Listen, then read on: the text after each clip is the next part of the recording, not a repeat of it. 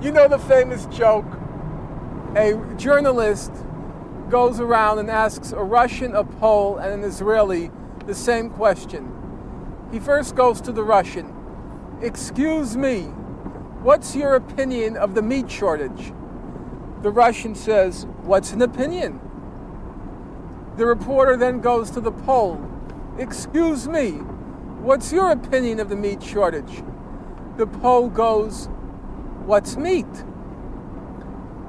He then goes to the Israeli.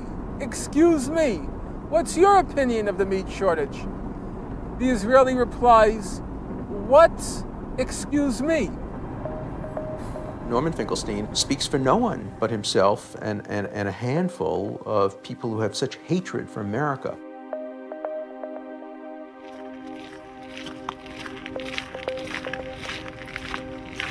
Famous English aristocrat once said that if a person walked down the streets of London telling the truth to people he met, he'd probably be killed before he went a couple hundred meters.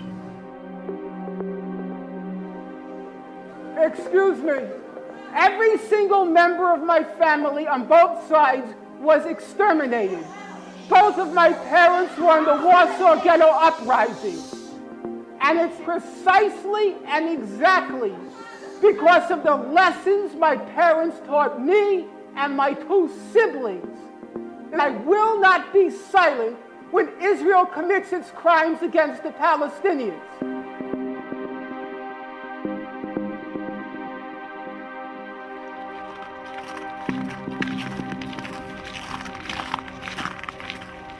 Norman Finkelstein. He's a professor of political science. He's been at the center of numerous heated academic and political disputes.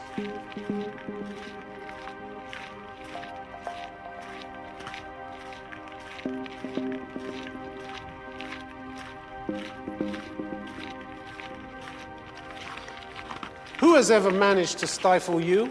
We look at you, there's a plethora of books out there, The Rise and Fall of Palestine, The Holocaust Industry, Reflections on the Exploitation of Jewish Suffering, Beyond Chutzpah.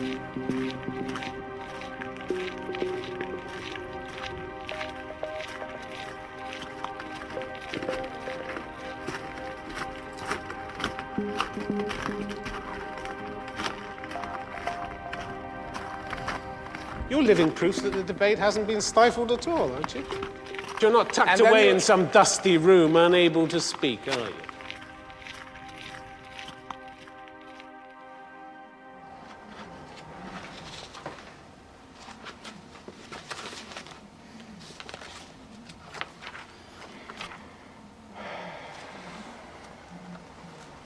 Today, a debate and a new book called The Case for Israel.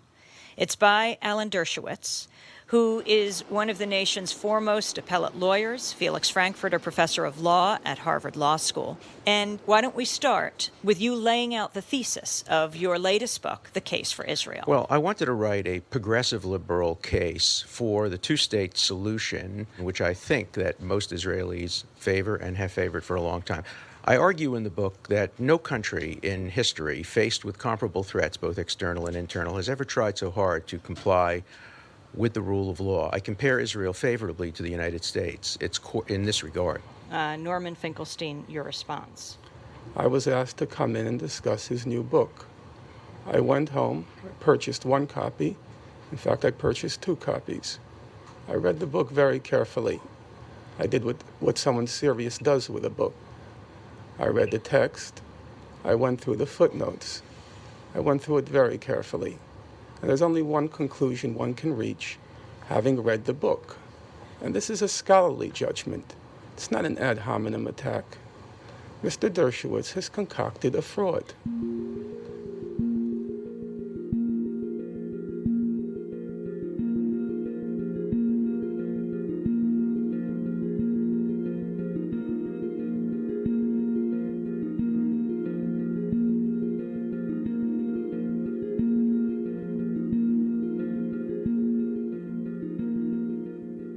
I grew up in Borough Park. Right now, as you're filming, we're in Ocean Parkway near Coney Island.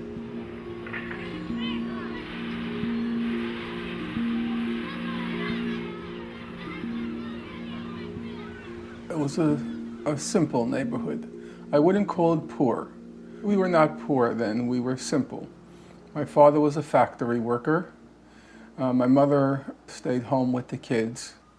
I don't have acute memories of Borough Park. We were there till I was 8, 1961. We moved to an upwardly mobile, lower middle class neighborhood. It's called Mill Basin. It's also very near here.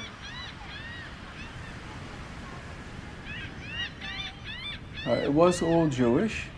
Second generation Jews who were middle-level professionals, accountants, store owners, a smattering of doctors, a few lawyers. Very ambitious and very aggressive. This was an elbow neighborhood. Everybody was out to make it. 47 years ago, Poland and Germany were witness to the Warsaw Ghetto Uprising, and this week I had the great privilege of meeting and interviewing one of the ghetto's few survivors, Mrs. Mary Finkelstein. I remember that my biggest desire and dream was that if I ever survive, I will stay tall and tell people the story. I now am strictly a pacifist, and I believe that if you kill, you don't achieve. With the first killing, you already lost. My parents were survivors of Nazi concentration camps. Sometimes I was afraid to ask because I thought it was going to be like opening up the sluice gates. Everything is going to come out, and I wouldn't be able to handle it. I just did not want to know.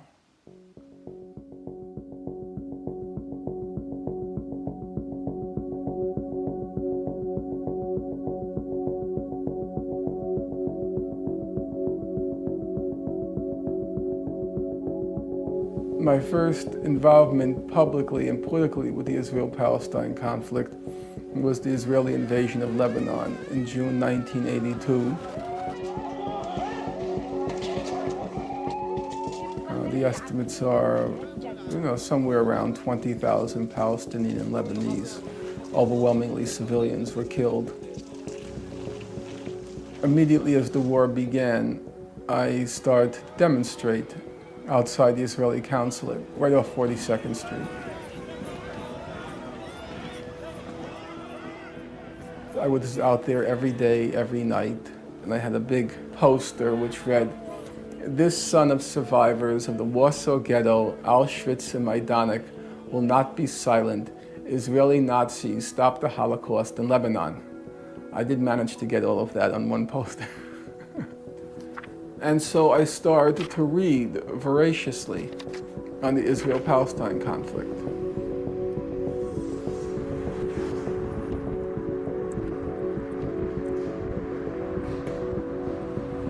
So now I had both a political commitment and a scholarly commitment.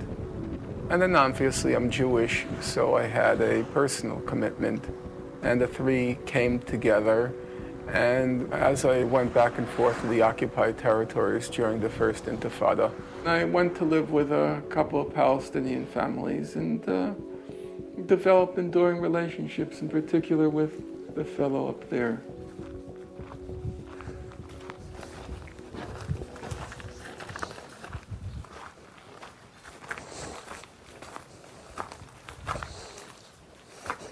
He came in 1988. At the start of the first Intifada.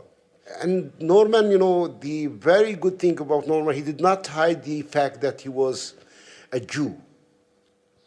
Even it was very dangerous at that time to, tell people that you are Jewish. And he came, and from the very first minute, we liked Norman, he liked us. And we became friends.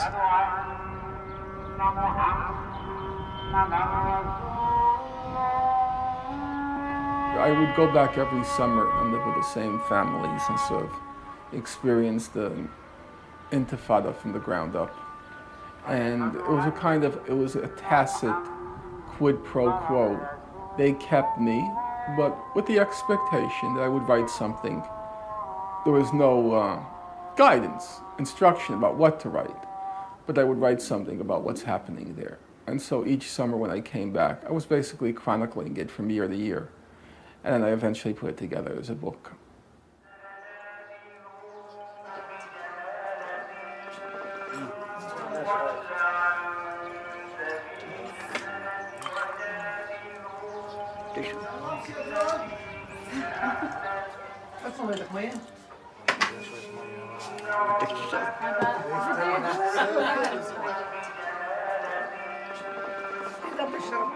يلا اشربي صحتكم يا جماعة. It was summer 1989, and we talked together, Norman and I, and Norman asked several questions. He asked me if I like Jews, and I said no. At that moment, Norman revealed the fact that he was a Jew himself. I was shocked and afraid at the same time. I didn't expect that he is a Jew, this is one thing, and I am talking to someone that I have just revealed that I hate.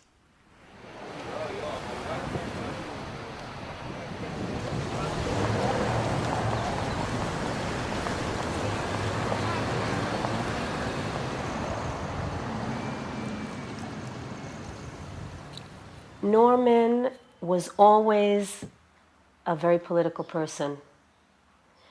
Even in 10th grade, 11th grade, he was always very political. He was probably more political than anybody that I knew at the time, and we were, many of us, very political. Being against the war in Vietnam was was in vogue. That was the thing to do. But Norman was truly against it. You know, I couldn't understand why you weren't torn apart by what the U.S. was doing in Vietnam. You had these scenes on television of little girls whose flesh was being incinerated. His mother had an extraordinary influence on him. She took the lessons of the Holocaust in a different direction than what many other people do, and that the Jews have a special obligation to try to ease the suffering of humanity because of what was done to them. And she couldn't bear to see what America was doing in Vietnam, for example.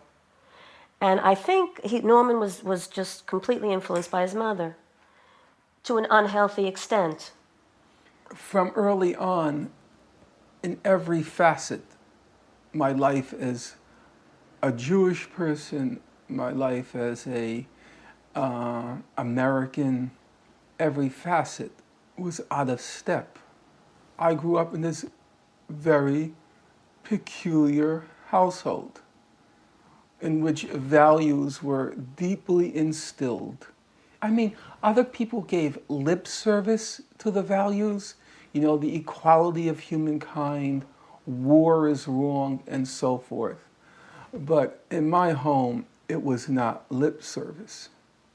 It bordered on hysteria. I mean, my mother reacted to war, not like, oh, it's wrong, a Sunday morning sermon. No.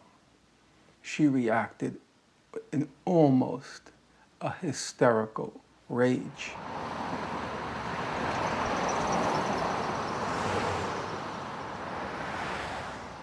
I know we would get together some evenings, and particularly during heavy political times, like during the Vietnam War, or right after the Kennedy assassination.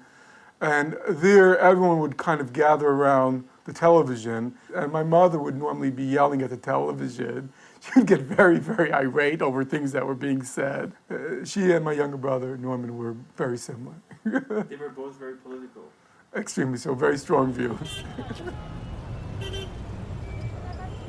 The most important thing that that made Norman to be this exact person is that his mother telling him that it was so painful, so awful, that while they were going through this difficult situation, being face to face with death every moment in their life, nobody in the whole world cared. From my parents, I got the moral commitment. But what I got from Professor Chomsky was a way to articulate it intellectually without losing the passion and commitment. There was a way to do both. That's what I got from him. You read him, and there's a moral force behind his words. However, sometimes he could seem to be saying it very dryly, though not always. You know, the language of hoodlums and hooligans and murderers and thugs. I think I appropriated some of it from him. He entered my life at an important point. I had a very tough time at Princeton, and I had real doubts about my ability, capacity, and he restored it. He said, "You have something to say." Well, I met him at the time he was a graduate student. He was a graduate student at Princeton in the Middle East Department, working on the history of Zionism. And at that time, a book appeared, Joan Peters' book From Time Immemorial, which was receiving enormous praise everywhere, hundreds of laudatory reviews, and the greatest thing since chocolate ice cream. Shalom, hello again. We've been very fortunate lately in attracting some major spokesmen on the Middle East, and we have one of those tonight. Joan Peters wrote the book, From Time Immemorial. This is a textbook used in the United States and in Israel. It's a voluminous copy on the origins of the Arab-Jewish conflict. We sat her down and asked her reason for writing From Time Immemorial. Who are the Palestinians that they should command so much importance that the life and death of the world's peace might depend on it? It is a scam, and it must be exposed.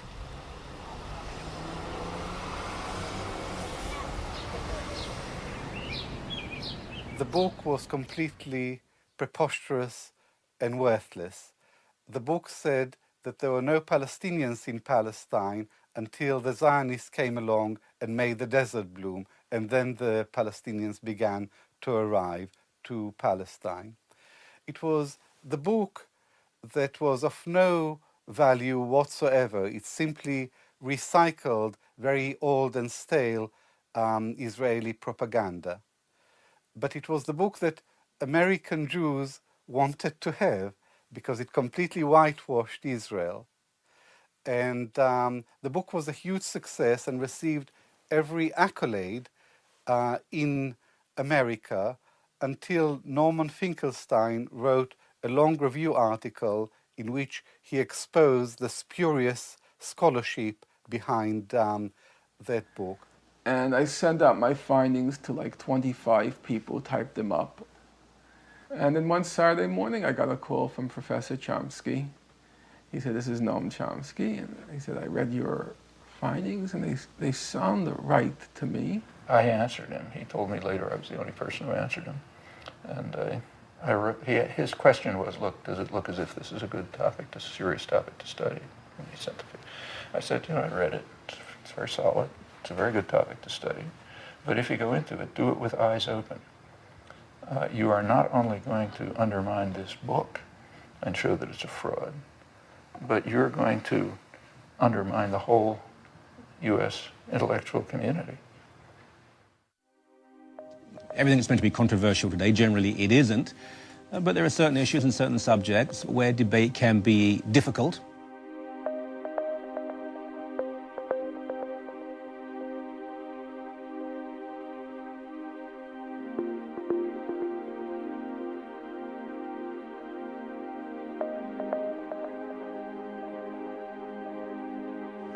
This book is The Holocaust Industry, and Norman Finkelstein is the author. Welcome to you, sir. Thank you for having me.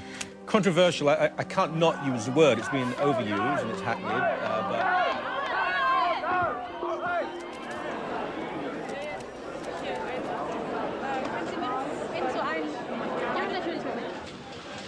Norman Finkelstein, weitergeben. Norm, the floor is yours. I remain faithful to the horrendous suffering of my late parents, yet the Nazi Holocaust has long ceased to be a source of moral or historical enlightenment. It has become a straight-out extortion racket. A handful of American Jews have effectively hijacked the Nazi Holocaust to blackmail Europe.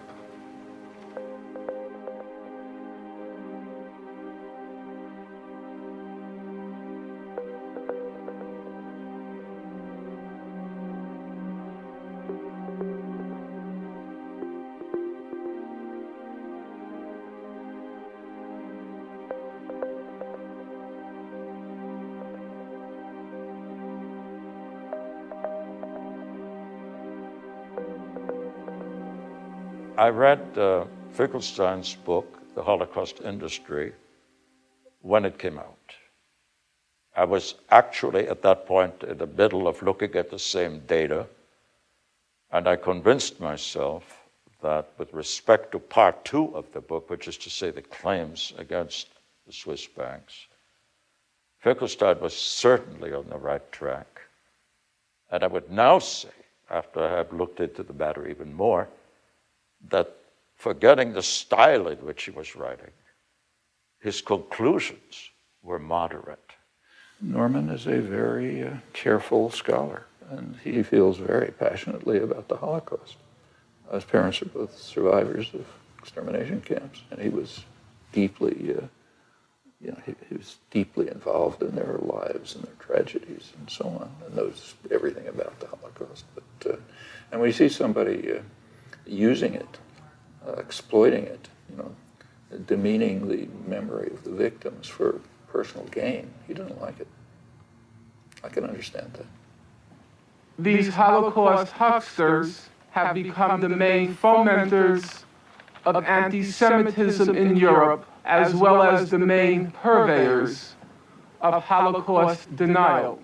I do slightly disagree with the tone of his voice when he discusses these matters, because I do feel that remembrance, especially organized remembrance, is costly. It doesn't just happen. It isn't just done by volunteers. And there is no avoiding something like an organization that can be called an industry.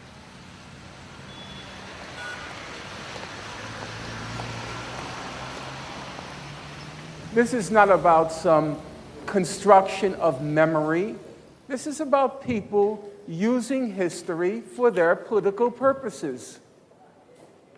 There is no new anti-Semitism. This is pure fabrication. There is a creation of a new anti-Semitism to serve the same purpose as was used for the past 20 years, the Holocaust industry. To divert attention from what's being done to the Palestinians. So everybody is talking about the new anti-Semitism instead of what's being done to the Palestinians. And in a wonderful inversion to turn Israel and its supporters into the victims and turn the Palestinians and their supporters into the victimizers, turning reality totally on its head.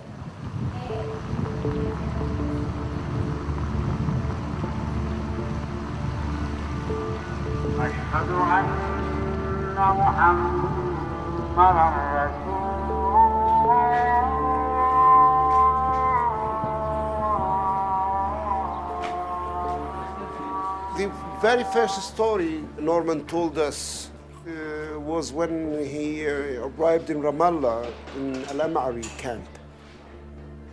And not very far from him. He was close to the incident when, a boy was shot. He was, burning a tire, and they shot and killed the boy. And Norman collapsed. He was crying all the time. For me, it's a surprise that, a man crying. So he cried, many times. When he mentioned the story, he used to cry. From that, I knew how, deeply Norman was, touched by the situation. And he's very human. You cannot, the main thing is how deep he is human.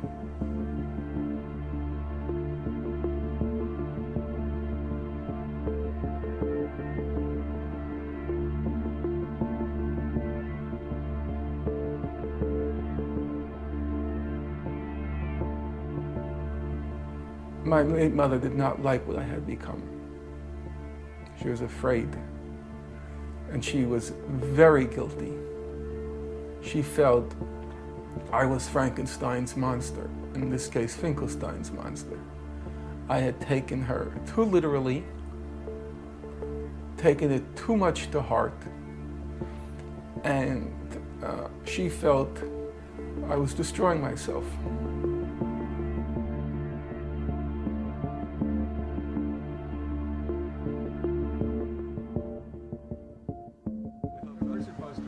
I don't look like that. Over here. Shadi, you remember Shadi Maroof? He made it. Do you hate it? No, it's fine. Okay, fine. I don't understand what's the news for, though. It's like, kind of like strangling the Palestinians. Nobody gets it, but I'm a little too artsy. I know. I get it. That is what made him famous. He wrote a book called The Holocaust Industry. The whole point of the book is to trivialize. I am not blocking. The whole point of the book was to trivialize and minimalize Jewish suffering that took place in the Holocaust. That has nothing to do with the conflict that's going on in the Middle East. The only thing that it does is it adds to the tension on campus. He made his entire career is based on trivializing the Holocaust. Let Norman speak! Let Norman speak! Let Norman speak! This is a strange school. I'm serious. You know how often I speak, I never get demonstrations. I think the school is off the map.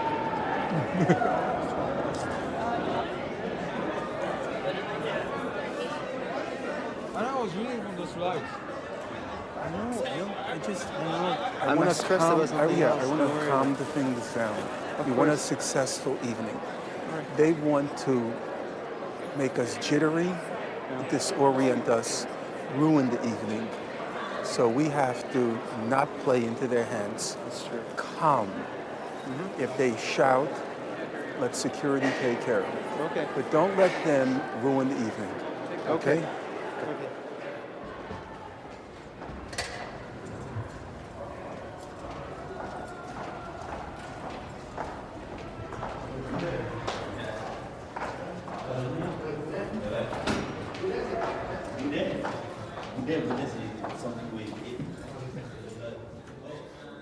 With all due respect, I'm an old-timer. I know how deeply frustrating it can be when you're sitting in the audience and somebody goes on for an hour and a half saying things that you find utterly loathsome, repulsive, and also you think factually incorrect. And I think people should have more than 60 seconds. As I said, I'll leave it to the patience of the audience. When you feel it's going on too long, you know how to express your disapproval. Otherwise, they should be allowed to go on. Go ahead. Hi. During your speech, you made a lot of references to Jewish people as well as certain people in your audience, not Jewish people in general, but certain people, especially in your audience, to Nazis. Now, that is extremely offensive when certain people are German. And they're also extremely offensive to people who've actually suffered under Nazi rule. I don't respect that anymore.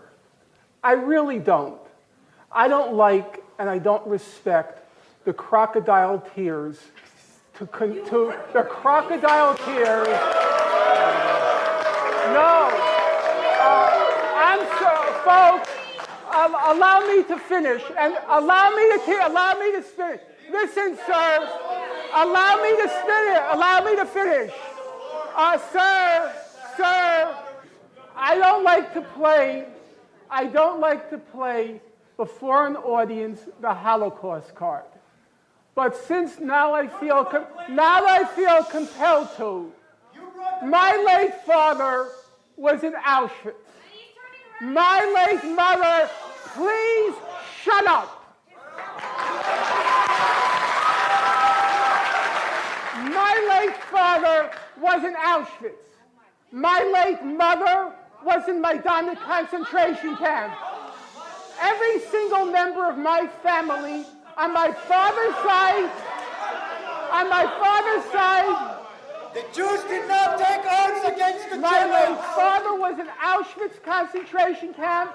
My late mother was in Majdanek concentration camp. Every single member of my family on both sides was exterminated. Both of my parents were in the Warsaw Ghetto Uprising. And it's precisely and exactly because of the lessons my parents taught me and my two siblings that I will not be silent when Israel commits its crimes against the Palestinians. And I consider nothing more despicable than to use their suffering and their martyrdom to try to justify the torture, the brutalization, the demolition of homes that Israel daily commits against the Palestinians. So I refuse any longer to be intimidated or browbeaten by the tears. If you had any heart in you, you would be crying for the Palestinians, not for what's being done.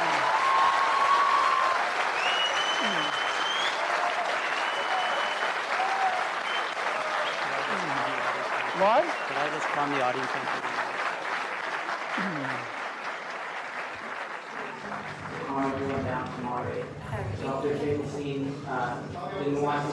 I've never been in a crowd like this. They're nuts.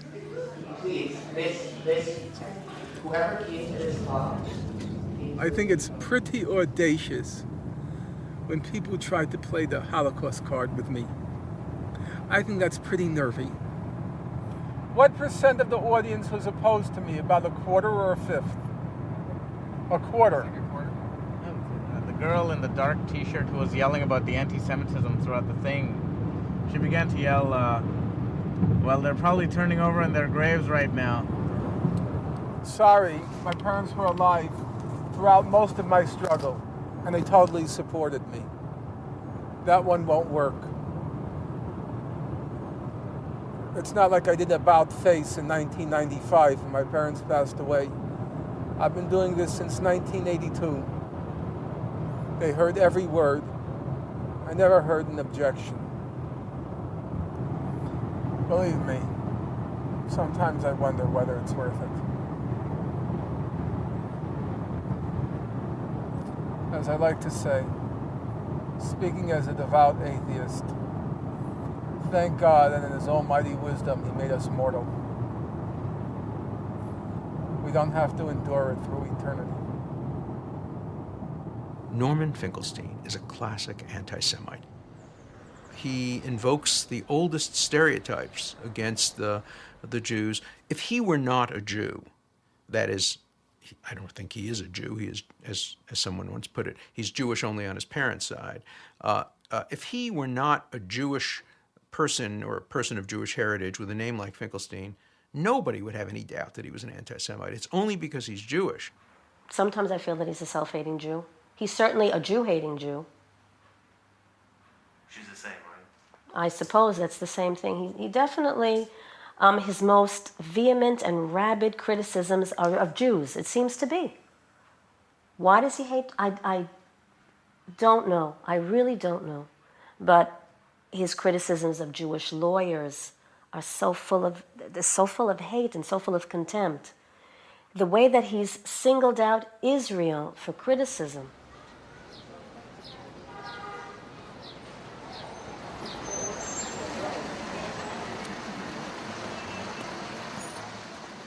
There's an old Woody Allen routine where he talks about being thrown out of a metaphysics exam because he peeked into the soul of the guy next to him.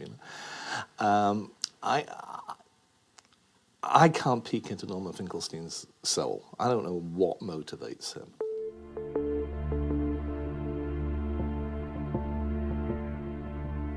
I've met in my career a lot of Jews who have issues with aspects of their own identity.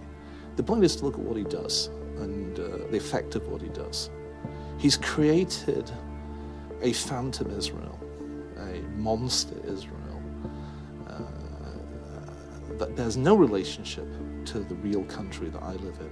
It's good to be critical of Israel. Many Israelis are critical of Israeli policies. Many Israelis are anti-Zionist even. I have no problem with people challenging and critiquing Zionism, Israel, Israeli policies. I would never call a person who merely did that anti-Semitic. What Finkelstein does goes well beyond that. For me, the Jews from the left who only see evil in Israel are probably representing a problem within themselves. They are struggling with their identity, they're struggling with their Judaism, they're struggling with their heritage. Okay, for argument's sake, let's assume it's true. Let's say I have deep identity conflicts. Let's assume it's all true. What's the relevance? The only relevant question is whether what I'm saying is true or false. Let's say Einstein had deep identity conflicts.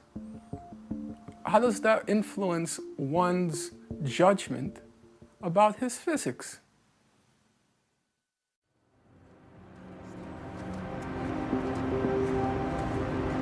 See, with me and anybody, do a lot of strikes. It's actually really good.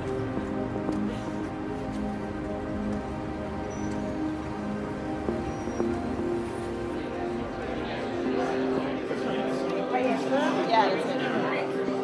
Just found out about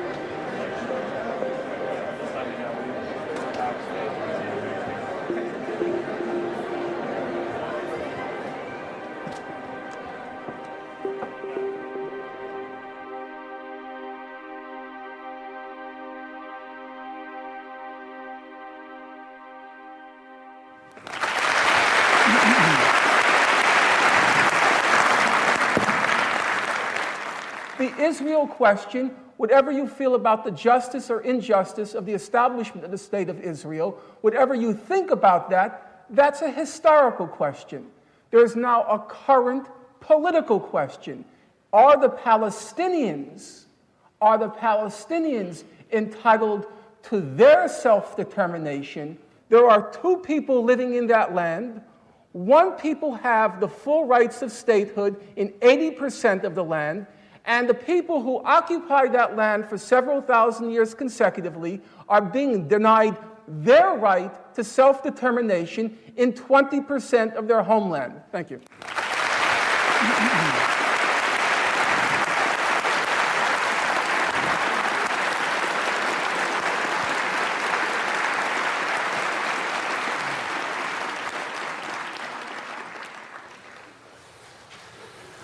I don't entirely agree with the previous speaker.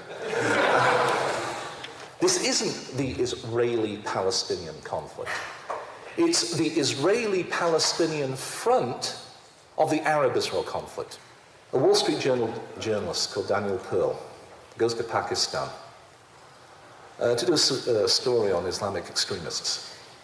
And he gets kidnapped. Now, they kidnapped him because he was an American journalist, and therefore, obviously, like all American journalists, he must be a CIA agent. But once they'd kidnapped him, they discovered, double word score, he was a Jew. and as a matter of fact, technically speaking, an Israeli. They got so excited about it that they made him confess on camera, speaking into a video camera, perhaps not unlike this one. Forced him to confess on camera, "I am a Jew, the son of a Jewess." And then they slit his throat. The people who did that have never been stopped at an Israeli checkpoint. People who did that probably never saw an Israeli. No matter what the roots of this conflict are, we've evolved into a situation today in which large segments of the world, at a time when in the Western world anti-Semitism has almost vanished in its classical sense, large sections of the world are infected with something that's almost indistinguishable from anti-Semitism. The entire world community, save between 1 and 6 states, depending on the vote, the entire world community believes that the Palestinians should have their right to self-determination in 20% of their homeland. Israel and the United States are denying them that right. It's as simple as that. And you can drag in anti-Semitism, the Holocaust, Daniel Pearl, and everything else, but it can't change the fundamental facts. The fundamental facts are these. The entire world community supports a 2-state settlement along the June 1967 borders. Israel and the United States, the chief rejectionists in the world, are opposed to it.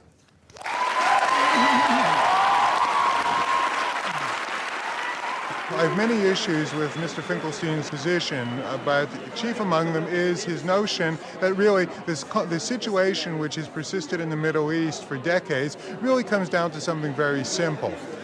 It's all the fault of the Israelis, but I think there are a number of reasons that could explain Mr. Finkelstein's popularity with those individuals who support the Palestinian side of the Middle East question. First, he is, without doubt, a well-read and articulate spokesperson of their cause. Second of all, and I have to really be quite candid here, the fact of the matter is that Norman Finkelstein is a member of the Jewish community, and to have a member of the Jewish community speak out against the state of Israel gives his words a certain cachet that a non-Jew or a Palestinian spokesperson simply would not have. Your name? Mohammed.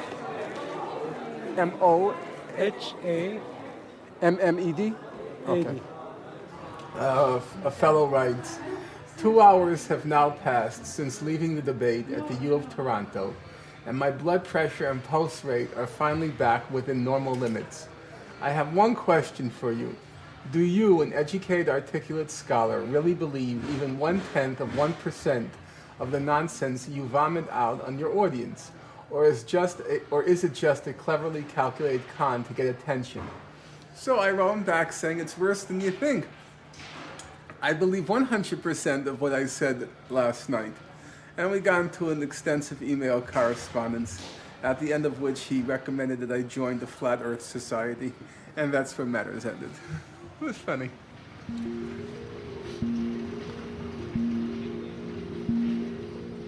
When there are cruel things in front of me, I simply pull down the eyes and try not to see it. The war made my reason and my belief and everything turn 180 degrees.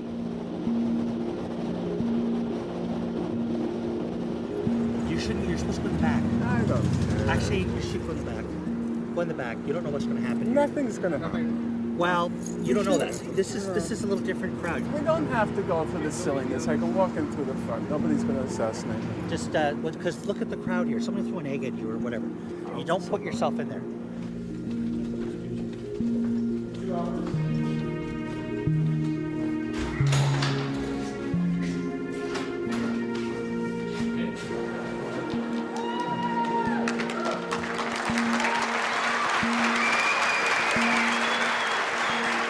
You said I didn't say a good word about Israel. Let's be clear about one thing. In my view, Israelis have the right to be there. They have the right to exercise self-determination in what's historic Palestine. I have no question in my mind about that. And I have many friends who live there, many people who I deeply respect. I have no interest whatsoever in playing this game of bashing Israel. That's not my thing. But, allow me the but for those of you who are snickering, but just as it would be shameful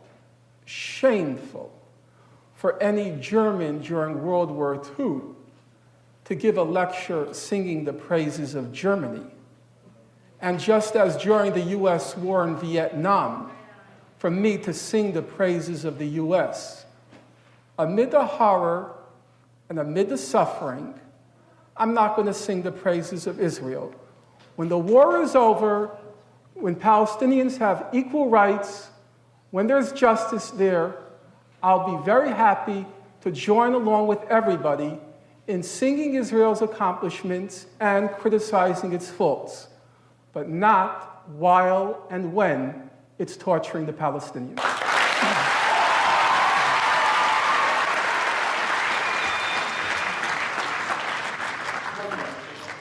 This is the final question. Thank you once again, Dr. Finkelstein, for your visit. But my question to you is, why have you left out the other side of the equation? Why have you completely not mentioned Palestinian terrorism? We do have the problem that every time an effort is made on the Palestinian or on the European side to negotiate an end to the violent attacks against Israel, which I have no fear at all calling terrorist, so long as you have no fear calling the leader of the State of Israel one of the main terrorists in the world today.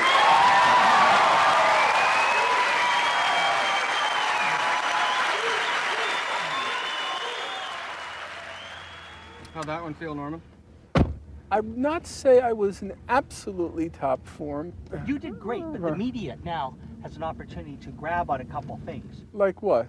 Well, the last question about Palestinian terrorism. Well, I thought I answered it. No, you did, but the point is it'll be in the media tomorrow, so the focus will be on Palestinian terrorism instead of, Israeli terrorism or whatever. I think it's a question of priorities. I spoke for 2 hours, and people showed an enormous amount of tolerance in letting me speak for 2 hours, and therefore I have an obligation to let people have their say. I'm saying things which deeply upset many people in the audience. If they controlled themselves for 2 hours and showed me their respect, then I have an obligation to let them let out their feelings and thoughts. You can't complain about using the media to get the debate. I don't want to, I don't want to use the media. I don't like expressions like that. I don't want a success which is based on ruthlessness, a success that's based on the victory of scoundrels. No. Did you get a copy of the Finkelstein Industry? No. It said Norman Finkelstein is profiting from the Holocaust, just like the industry that he criticizes, and using the memory of his parents to profit off of the Holocaust. That's basically what it said. What do you think of that, Norman? Well, it's a strange way to profit, to lose your job and be thrown into exile in a place where you don't want to be after 50 years of living in New York. It's an odd sort of profiteering where I end up living in Chicago and losing my job. There are many anomalies. I mean, I'd have to be an awful irrational profiteer to go about things the way I've done it. I mean, I'm not complaining. I'm not saying I've suffered a martyr's life, but the claim that I made out better by taking the political positions I've taken, and had I not taken them, I think that's a little bit absurd. I didn't make out so well. I'm heading towards my 50th birthday this year. I still don't have a tenure track job. I just, for the first time after a half century, I got on a tenure track job with no certainty that I'll get the tenure track job. That doesn't seem like profiteering. And it'd be hard for me to believe that I couldn't have made out better if I didn't act on my principles. Not complaining, but just looking at the factual record.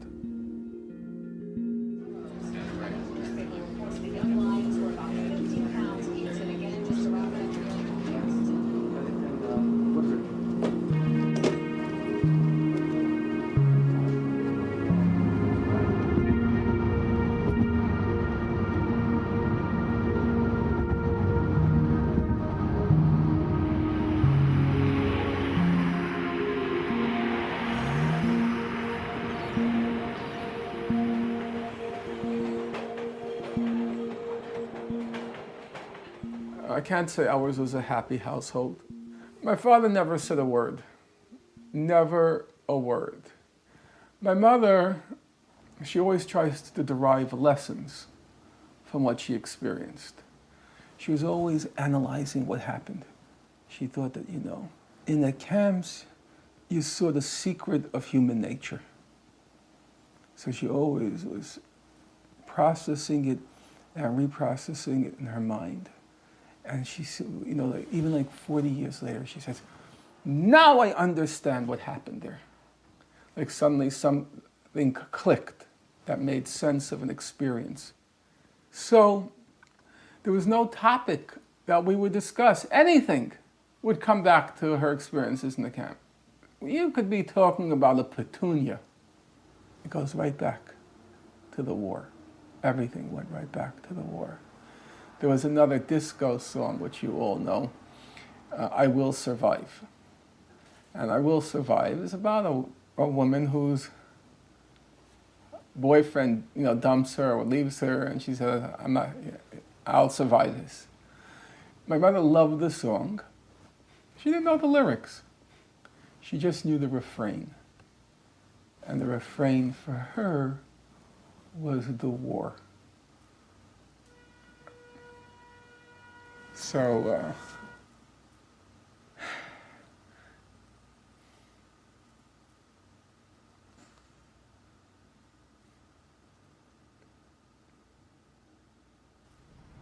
Service customers at 100,000-mile flyers and Fairway C14. We do ask that you remain clear of the door until your seating area is called. Last night, I spent several unpleasant hours, reading and rereading the paper presented by Dr. Finkelstein. And I found it disturbing in a way which is not easy for me. The paper is suffused with personal hatred. And I strongly hope that when the proceedings of this conference are printed, that such parts of this paper will not be included in them. Now may I invite Dr. Finkelstein to speak. We have an expression in English. The truth is often a bitter pill to swallow. We are supposed to be seriously examining history. But you mention a few words about Jewish collaborators, and people get so upset. This is, I'm sorry to say, it's a form of emotional blackmail. If I'm being invited as the Jew who's going to denounce Jews, no, I don't like that at all. If I'm being invited because they think my point of view is important and it's being repressed, that's a good enough reason.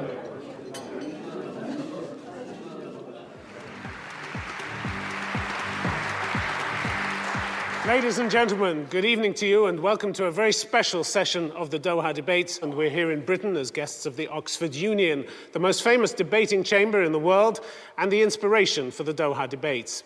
He says Hamas is not recognized by the EU and the United States because Hamas won't recognize Israel. The logical question is, can you name a single Israeli government official, political party, which has ever recognized a Palestinian state within its internationally legal borders? Namely, I keep writing back to people, please don't put me on a pedestal, because you'll end up being disappointed.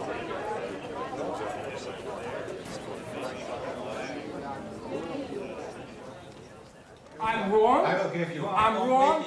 Okay. How about international law, the World Court? Do you agree with that? They said occupied Palestinian territories, the whole of the West Bank and Gaza. Do you agree with the court? No, the point, yes, I agree with that, but this was an advisory opinion, as you know very well. This was not a binding decision with the binding force of the necessity to implement. Do you agree with their opinion? Do you agree with their opinion?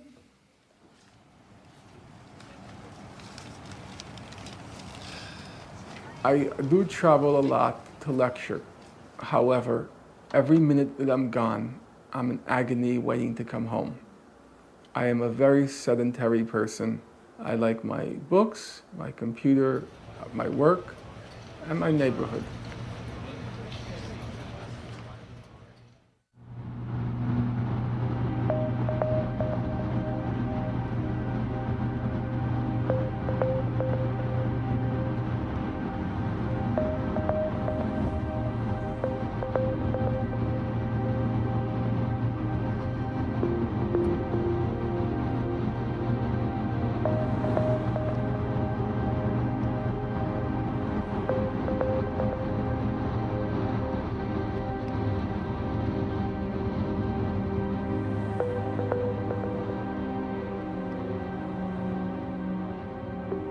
It was very wrenching for me to have to leave New York.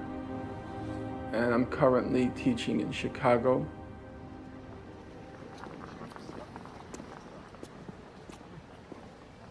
I'm not happy with what happened. I didn't ask for a lot. I was earning $18,000 a year at Hunter. Nothing. And they kicked me out in the street after 9 years. In my view, there is one kind of argument which I think has a certain amount of credibility. And it's that kind of argument that I want to look at this evening. So, the argument goes something like this. Palestine has a special meaning for Jews, that from a biblical point of view, from the point of view of the history of the Jewish people, Palestine has a special resonance for the Jewish people. I'm not easy to get along with. I know that. But I like young people. I like to be in the classroom, and I like the play of ideas. I think ideas are exciting. And I like to convey that to my students. To imagine a Jewish state in Argentina, in Uganda, or elsewhere, simply from the point of view of the Jewish people, makes no sense. Imagining a Jewish state in Palestine makes sense for the Jewish people. We're talking to Professor Alan Dershowitz. He's author of a new book. It's called The Case for Israel, in debate with Norman Finkelstein. Among his books, The Holocaust Industry and Image and Reality of the Israel-Palestine Conflict.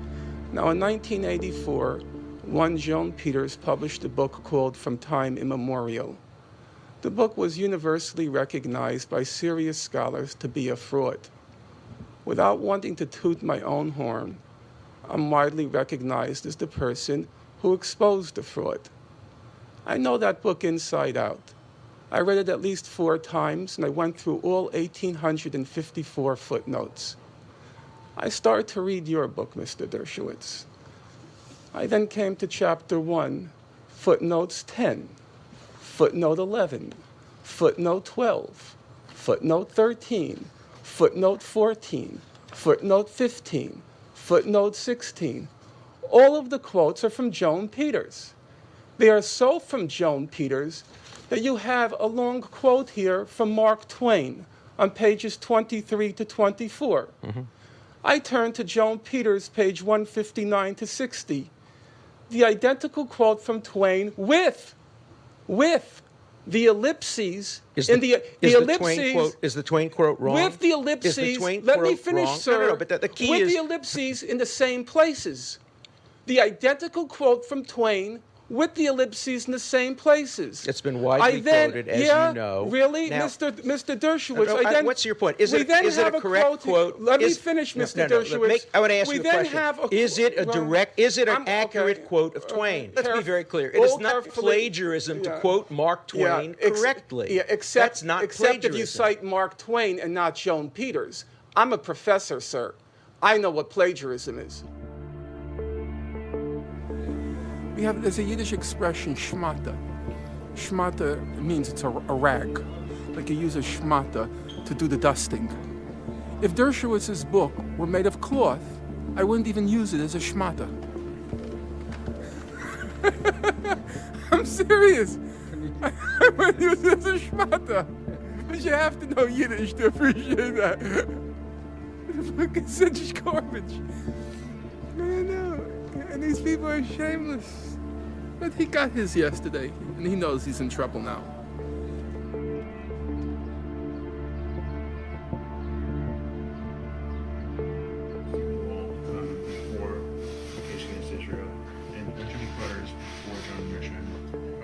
In the radio debate, he didn't challenge my positions.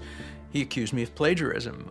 His charge was that because I used quotations from Mark Twain, for example, which he says I originally found in a woman named Peter's book, I had to cite the Mark Twain quotation, not to Mark Twain himself, which is, of course, what you're supposed to do according to the Chicago Manual and all other standard manuals, but I was obliged to cite it to the Peters book. I, in fact, cited Peters 8 times. In fact, I didn't find the Mark Twain quote in the Peters book. I found it years earlier when I was on a show called The Advocates in 1970 and was doing research. I came upon the Mark Twain quote for the first time 12 or so years before Peters wrote her book. So certainly I was not obliged to cite Peters for Mark Twain.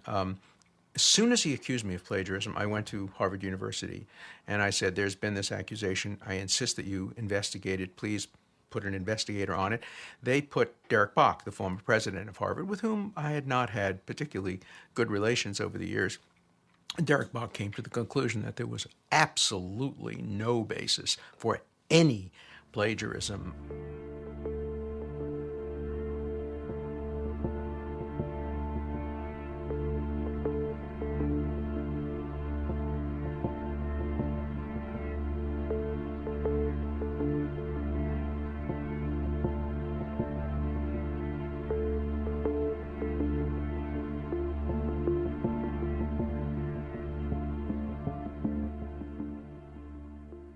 You're listening to Worldview from Chicago Public Radio, and we've been talking today with Norman Finkelstein, Assistant Professor of Political Science at DePaul. Finkelstein's always had a controversial edge, but the controversy never ends in his conflict with Harvard's Alan Dershowitz. It began on the Democracy Now! Radio program several years ago when he alleged that Dershowitz's book, The Case for Israel, was plagiarized. More recently, Dershowitz has mounted a long campaign against Finkelstein's tenure bid at DePaul. The president of DePaul University has until about the middle of this month to decide on the matter. That was Dr. Finkelstein. He's a professor at DePaul University who might get his tenure on Tuesday if the university allows it. But how can people like this be teaching our children in the classroom? Professor, thanks for joining us. I've got to start off by asking where things stand on your tenure battle at DePaul University. Have you become too hot for American academia to handle? The American Association of University Professors has been watching Finkelstein's case. It would suggest the demise of the American system of higher education if administrations could simply act unilaterally to get rid of faculty members it chooses not to have around. Tenure now! We will resist! We won't back down! Stop the witch hunt! Tenure now! We will resist!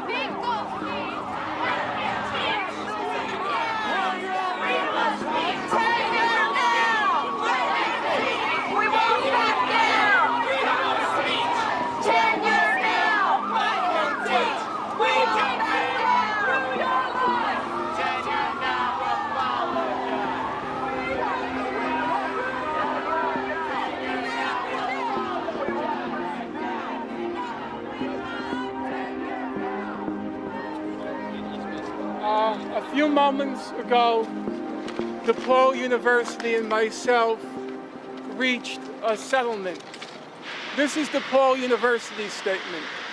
Today we have reached a resolution of our dispute with Professor Finkelstein. As a part of that resolution, he has agreed to resign effective immediately. Professor Finkelstein is a prolific scholar and an outstanding teacher. The university thanks him. Too good for DePaul. Not true.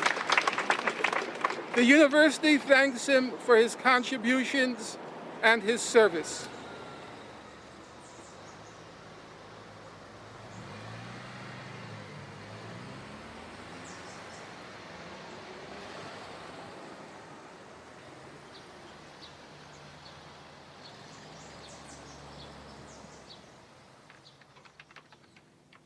I know a great deal about the Finkelstein tenure case because DePaul asked me to write a letter on Finkelstein, which I did, and then I followed the case very closely from start to finish.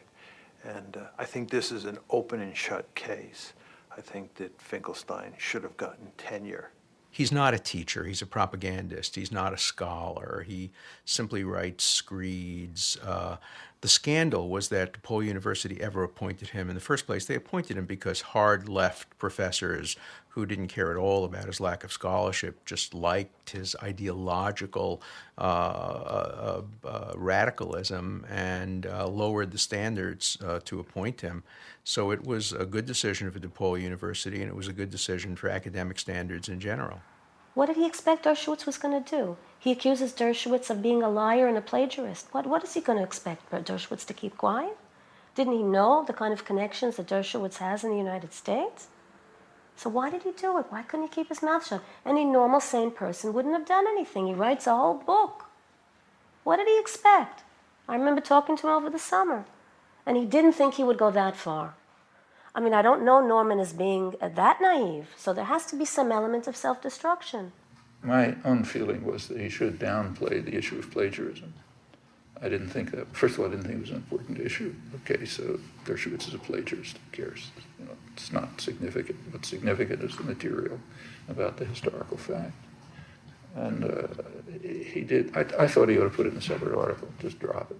I've learned that certain things you can change and certain things you can't change. Okay, you go swimming in the ocean. There's certain waves you can kind of swim through, and there's certain waves that are just going to overpower you. And I think as you go through life, you learn which waves you can kind of challenge and maybe overcome, and which ones are just too much force.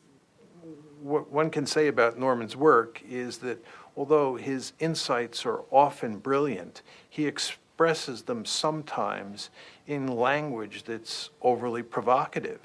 And I would argue that if you're making controversial arguments, it's in your best interest to tone down your language and to get as much of the hot rhetoric out as possible. And I think Norman does not do that.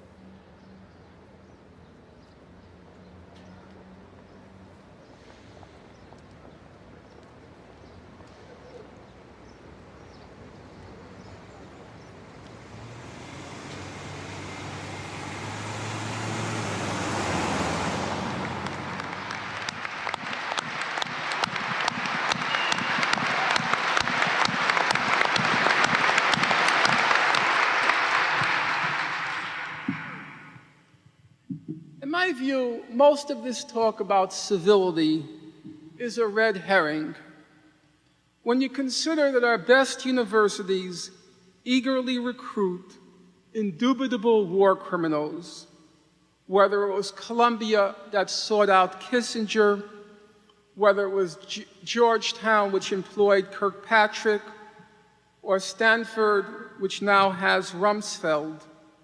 When you consider that professors in our best universities advocate torture and the automatic destruction of villages after a terrorist attack, when you consider all this, it becomes clear that the question of civility, whether one treats his or her critics according to Emily Post's rules of etiquette, however real the question is by comparison a meaningless sideshow or just a transparent pretext for denying a person the right to teach on account of his or her unpopular political beliefs.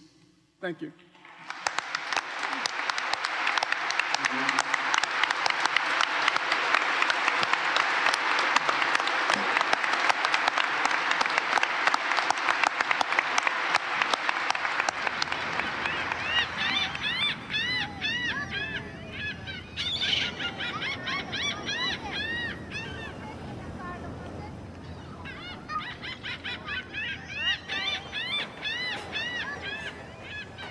My last time at DePaul, the seniors recognized me for my outstanding dedication to the graduating class. And I would be remiss if I didn't mention Paul Robeson, who was my hero when I was growing up. I discovered him in 1970. I listen to it now more, the spirituals that he sang. The other day I was just vacuuming my apartment and I listened to the spiritual that goes, some come crippled and some come lame, bear the burden in the heat of the day. Some come walking in Jesus' name, bear the burden in the heat of the day. And it suddenly clicked to me what it meant. Some people are born crippled, and some people are born lame, and they have to bear that burden their whole lives. So, for me, it reminded me, don't start wallowing in self-pity. Some come crippled and some come lame. We all bear our burdens in the heat of the day.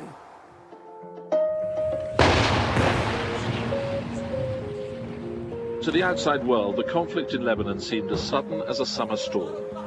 When the fighting stopped a month later, 1,200 people had been killed, most of them civilians, and the map of where power lies in the Middle East had been redrawn in ways that no one expected. Many of those involved, here in Jerusalem, in Lebanon, and indeed in the capitals of the West, have since admitted that mistakes and misjudgments were made.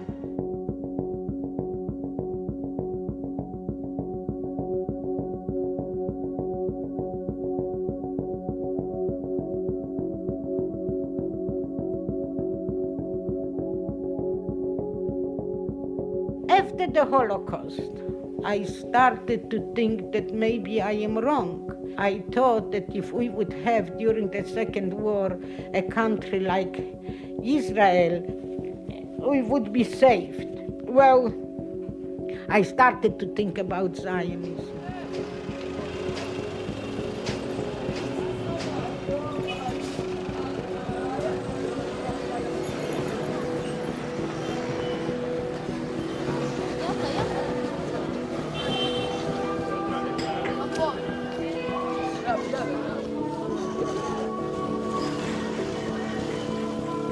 لا بلاد.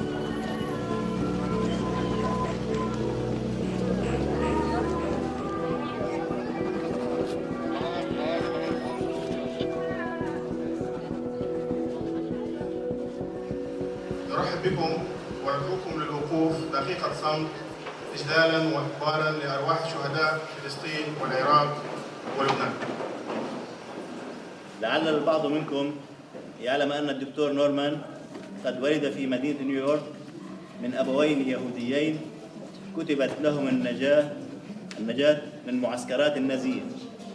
هي أن ضيفنا الذي سمع من والديه الكثير عن المجازر النازية سمع ورأى اليوم تجليات هذه المجازر في أزقة مخيم شتيران. You have a challenge. أمامكم تحدي. The challenge is to be both principled and reasonable at the same time. If you sound unreasonable, you're going to lose the international community. قد تخسرون المجتمع. I don't think that's the way to win the struggle. ولا أعتقد أن هذه الطريقة المثلى.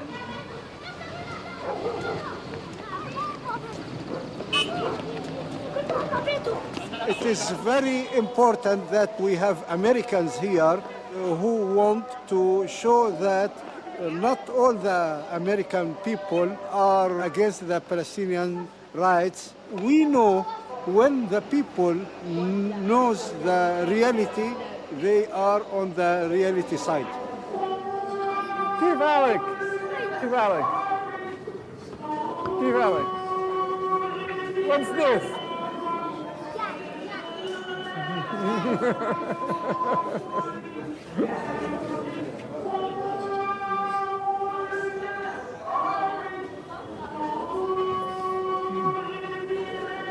No, else could I say? I could have given a rah-rah talk, long live armed struggle and smash the Zionist entity and crap like that, but A, I don't believe in it, and B, I think it's pointless. I did what I can, which is to talk reasonably intelligently about possibilities for change in the U.S. But it's been tough. There was one woman, it's sort of like how a profound thing comes out from a simple person. She was lying in bed. She's 72 years old, and I asked her, "How old are you?" And she lives in a little hovel, rat-infested, open sewage. I said, "How old are you?" She said, "I'm 12 years old." I said, 12 years old? She said, "Yeah, 12. Because I left Palestine when I was 12 years old, and after that there's been no life. So I'm 12 years old." It was a good line. You remember things like that.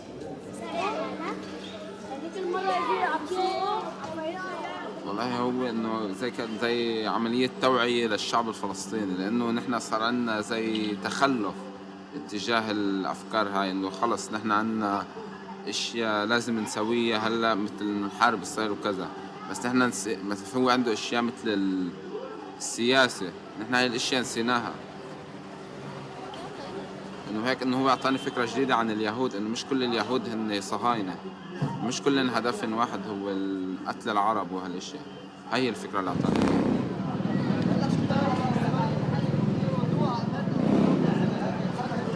وجود الدكتور نورمان بيساعد كتير الفلسطينية على انه يرجعوا لبلدهم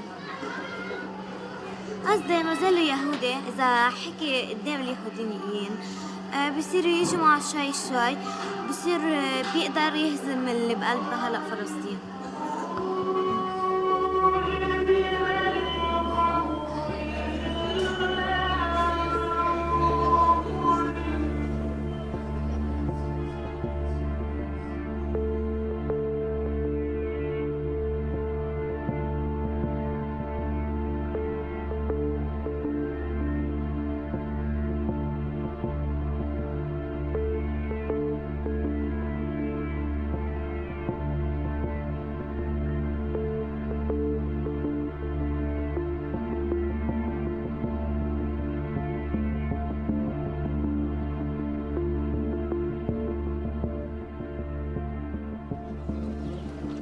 After the horror and after the shame بعد الرعب وبعد العار and after the anger وبعد الغضب there still remains the hope. يبقى ثمة أمل. And I know that I can get in a lot of trouble for what I'm about to say. وأعلم أنني قد أتعرض لمشاكل كثيرة مما سأقوله الآن. But I think that the Hezbollah represents the hope. لكن أعتقد أن حزب الله يمثل الأمل.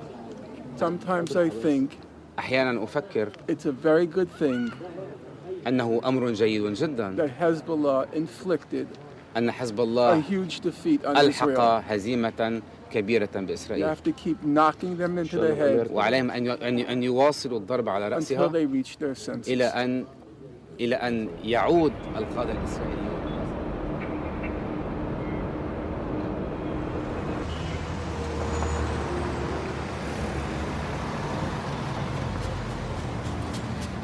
ضيفنا ببساطة الكاتب اليهودي الأمريكي نورمان فينكلستاين اللي اشتهر بكتابه صناعة الهولوكوست إضافة طبعا لكتب عديدة عن موضوع الصراع الفلسطيني الإسرائيلي. يعني لما بتجي على لبنان بتكون زيارة محضرة لمسؤولين معينين ومنهم من ضمنهم يعني أطراف اللي هن حزب الله. There is a fundamental principle. People have the right to defend their country from foreign occupiers. And people have the right to defend their country from invaders who are destroying their country. And that, to me, is a very basic, elementary, and uncomplicated question.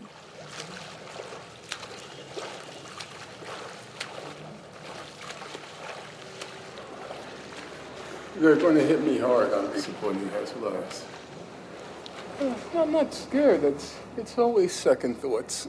Should I have said it? Shouldn't I have said it? But it's what I feel.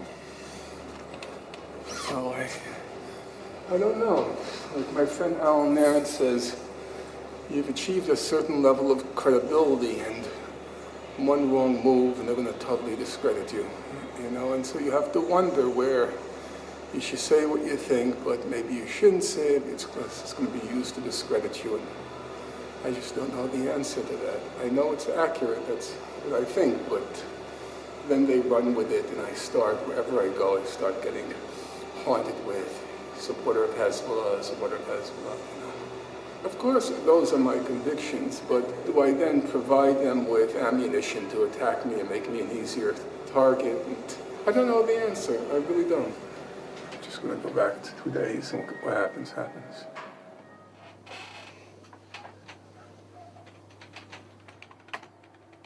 Look, I mean, he's not in the same class as Hezbollah. You know, he's not in a position to lob missiles on northern Israel and make a third of the country uninhabitable.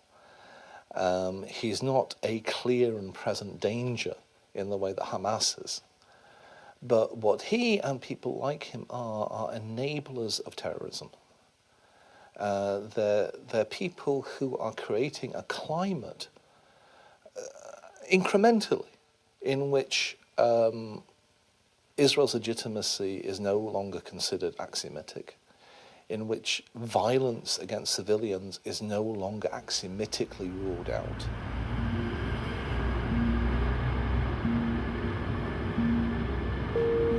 I can think of no greater punishment for him than him to have to stand in line to wait for an Egged bus, for him to have to worry about the price of food in the local grocery. I would think that the best possible solution for Norman Finkelstein is to put him down in Israel and let him see what it's like to live as a Jew. God would laugh.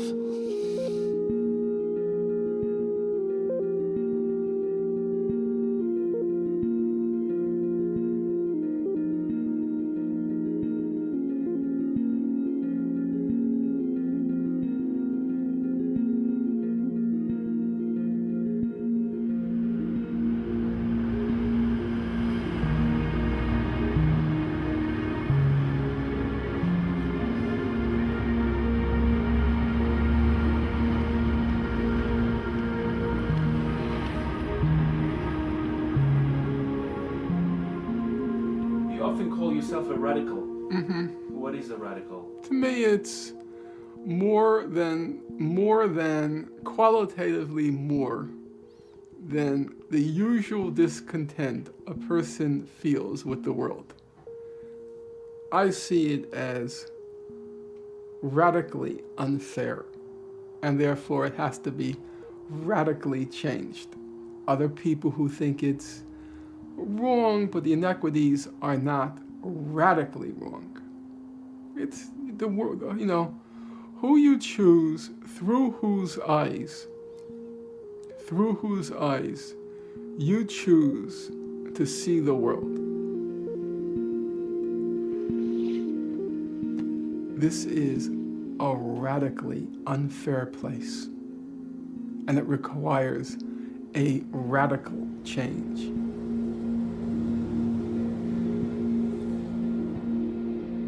I think that in one's life, one should try to come to some sort of settlement, some sort of point of acceptance and peace. But everyone, I think, finds it in a different way. So sometimes you have to create a lot of controversy in order to understand better and then to reach a settlement. Some people never get to that point. I have very warm memories of my youth. I grew up in very, good times. That song, though you won't know it. Those were the days, my friend, we thought they'd never end. We'd sing and dance forever and a day. We'd fight, we'd live the life we choose. We'd fight and never lose, for we were young and sure to have our way. And that's how I felt. We were young and sure to have our way. I had great hopes about what was going to happen. The hopes weren't realized, and I think there were many disappointments with people along the way. And now I'm strong enough to say there were great disappointments with me. I'm disappointed in myself. Many things.